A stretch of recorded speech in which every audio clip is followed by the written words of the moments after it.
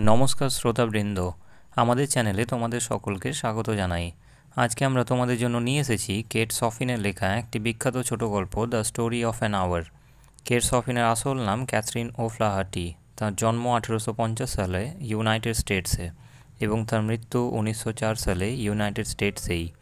আজকের আমাদের আলোচ্য গল্পটি প্রথমে 1894 খ্রিস্টাব্দে the dream of an hour নামে প্রকাশিত হয়েছিল।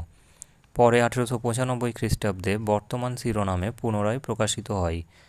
গল্পের শিরোনামটি একটি ঘন্টার মধ্যে ঘটে যাওয়া ঘটনাগুলিকে উপস্থাপিত করে। গল্পটির কেন্দ্রীয় চরিত্র মিসেস ম্যালার্ড হলেন একজন সুন্দরী নারী। তিনি হৃদরোগে ভুগছিলেন। তার স্বামী ব্রেন্টলি ম্যালার্ড এক রেল দুর্ঘটনায় মারা যান। সংবাদটি সম্বন্ধে নিশ্চিত হওয়ার পর ব্রেন্টলির বন্ধু রিচার্ডস ও তার বোন জোসেফিন সতর্ক হয়। তারা ভাবে যে কীভাবে দুঃসংবাদটি তাকে জানানো হবে। রিচার্ড সংবাদপত্রের অফিস থেকে বার্তাটি পায়। পরে সে এটি দ্বিতীয় টেলিগ্রামের মাধ্যমে নিশ্চিত হয়। এই রকমের পরিস্থিতিতে পড়া বেশিরভাগ মহিলার থেকে মিসেস ম্যালার্ডের প্রতিক্রিয়া আলাদা হয়। তিনি তার বোনের বাহুতে হাত রেখে তীব্রভাবে কাঁদতে থাকেন। ধীরে ধীরে তার তীব্র দুঃখও কমতে থাকে। তিনি একাকী তার ঘরে চলে যান। মিসেস ম্যালার্ড একটি আরামদায়ক চেয়ারে জানালার পাশে বসেন। তিনি সম্পূর্ণভাবে বিধ্বস্ত হয়ে পড়েন। এই বেদনা তার আত্মাকে ছুঁয়ে যায়। তিনি জানালার বাইরের দিকে চোখ মেলে দেখেন। তিনি বসন্ত দিনের দৃশ্য দেখেন। তিনি গাছের শীর্ষদেশ দেখতে পান, সব কিছু সতেজ ও প্রাণবন্ত। বাতাসে বৃষ্টির সুবাস পাওয়া যাচ্ছে। তিনি একজন ফেরিওয়ালার ডাক শুনতে পান।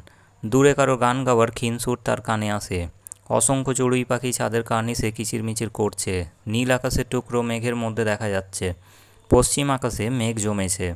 তারা স্তূপাকারে তার জানালার অভিমুখে রয়েছে।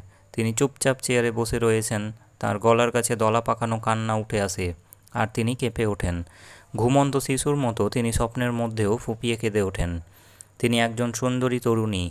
তার মুখাবয়বে অবদমিত আবেগ ও অকল্পনীয় শক্তি প্রতিফলিত হয়। তাকে সব হারানোর বেদনায় বিভ্রান্ত মনে হয়। তার দৃষ্টি দূরের নীল আকাশের টুকরোগুলির দিকে স্থির ছিল। এতে তার চিন্তিত মনের প্রকাশ ছিল না। পরিবর্তে এটি স্পষ্টতই তার চিন্তায় একটি বিরতি ছিল। মিসেস ম্যালার্ড হঠাৎ অনুভব করেন যে নতুন কিছু তার দিকে আসছে। তিনি ভয়ে ভয়ে এই অজানা অনুভূতি বা জ্ঞানকে স্বাগত জানান। এটি খুবই সূক্ষ্ম ও বোঝার জন্য কঠিন বলে মনে হয় তার। তিনি অনুভব করেন যে এটি আকাশ থেকে নেমে আসছে। এটি বাতাসের শব্দ, গন্ধ আর রঙের ভিতর দিয়ে তার দিকে পৌঁছায়। তিনি গভীরভাবে শ্বাস নেন। তিনি একে প্রতিরোধ করার চেষ্টা করেন, কিন্তু শেষ পর্যন্ত এই স্বাধীনতাকে গ্রহণও করেন। তিনি হঠাৎ প্রবল আনন্দ অনুভব করেন। তিনি চিৎকার করেন। তিনি বলেন যে তিনি শারীরিক ও মানসিক দিক দিয়ে স্বাধীন। নারীর শূন্য দৃষ্টি ও ভীতিজনক অভিব্যক্তি সরে যায়। তার চোখ উজ্জ্বল ও তীক্ষ্ণ হয়ে ওঠে। তার হৃদস্পন্দন দ্রুত হয়। তার শারীরিক উষ্ণতা তাকে সম্পূর্ণ স্বস্তি এনে দেয়। তিনি তার গভীর কিন্তু অনস্বীকার্য আনন্দ, নতুন স্বাধীনতা অনুভব করেন। তিনি এ ব্যাপারে দ্রুত তার সন্দেহ দূরে সরিয়ে দেন। আবার তিনি তার স্বামীর মৃত্যুর জন্য দুঃখবোধ করেন। তিনি ভাবেন যে তিনি তীব্রভাবে কাঁদবেন যখন তিনি তার স্বামীর নিথর দেহ দেখবেন। তার স্বামী তাকে ভালোবাসতেন ও যত্ন নিতেন। তিনি অনুভব করেন তিনি মুক্ত। তিনি উচ্ছ্বসিত হন এই ভেবে যে তিনি তার স্বামীর অনুপস্থিতিতে নতুন জীবনের আনন্দ উপভোগ করবেন। তিনি আসন্ন বছরগুলিতে নিজের জন্য বাঁচবেন। কোনো শক্তিশালী ইচ্ছা তাকে নিয়ন্ত্রণ করবে না। ভালো বা খারাপ উদ্দেশ্য যাই হোক, কাউকে নিয়ন্ত্রণ করা ঠিক নয়। লুই কখনো কখনো তার স্বামীর প্রতি ভালোবাসা অনুভব করে, কিন্তু প্রায়ই করে না। ভালোবাসা এখন তুচ্ছ মনে হয়। তার নতুন পাওয়া স্বাধীনতা গুরুত্বপূর্ণ হয়ে ওঠে।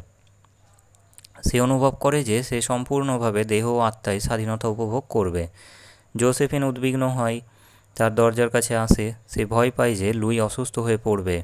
সে দরজা খোলার জন্য প্রার্থনা করে। লুই অস্বীকার করে আর তাকে চলে যেতে বলে। সে জোরের সঙ্গে বলে যে সে ভালো আছে। সে তার অভীষ্ট ভবিষ্যতের কল্পনা করে। এটি এমন একটি জীবন হবে যেখানে সে নিজের জন্য বাঁচবে। সে দীর্ঘ জীবনের আশা করে। একসময় সে দীর্ঘ জীবনকে খুবই ভয় পেত। লুইসি খুব উচ্ছ্বসিত হয় এবং বিজয়ের অনুভূতির মধ্যে অবস্থান করে। সে জোসেফিনের সঙ্গে সিঁড়ি দিয়ে নিচে নেমে যায়। ব্রেন্টলির বন্ধু রিচার্ডস নিচে অপেক্ষা করছিল।